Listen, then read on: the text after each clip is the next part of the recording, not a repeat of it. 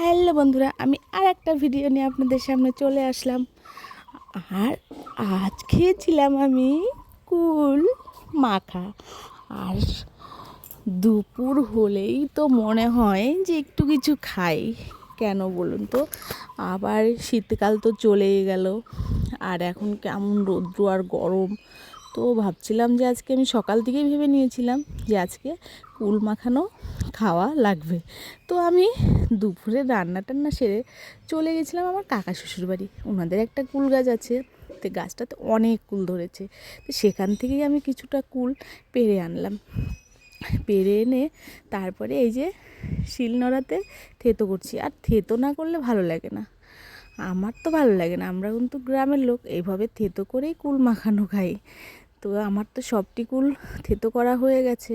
আর এই যে আমি নিয়ে নিয়েছি কাঁচা লঙ্কা, আর তার সাথে শলুকের পাতা। জানি না এই পাতাটাকে কে কী বলেন, আমাদের গ্রামের ভাষায় আমরা এটা শলুক পাতাই বলি।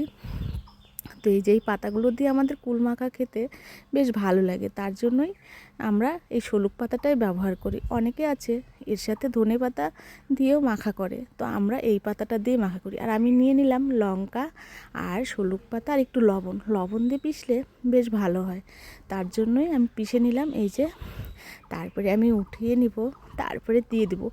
আর আমার না পরে এই ভয়েস ওভারটা দিতে মুখে জল চলে আসছে, সত্যি আর কি বলবো। আর কুল মাখানো দেখলে কার না খেতে ভালো লাগে বলুন, দেখলেই মনে হয় জিভায় জল আসে। তো এই যে আমার সব কিছু করা কমপ্লিট। তারপরে তো আমি একটু চিনি দিয়ে দিব। আর কে কে কুল মাখানো খেতে ভালোবাসেন অবশ্যই জানাবেন। এই যে আমার চিনি পড়ে গেল, তারপরে আমি একটু বেশ করে কুলটা একটু চেটকে নিয়ে তারপরে এই যে আমি খেয়ে দেখলাম যে কেমন হয়েছে। আর সবাইকে দিতে হবে, তার জন্য আমি একটু কিন্তু খেয়ে দেখলাম। আর এই যে আমার কুল মাখানো একদম রেডি। আর ভিডিওটা আমি এখানেই শেষ করছি। সবাই ভালো থাকবেন, সুস্থ থাকবেন, টাটা।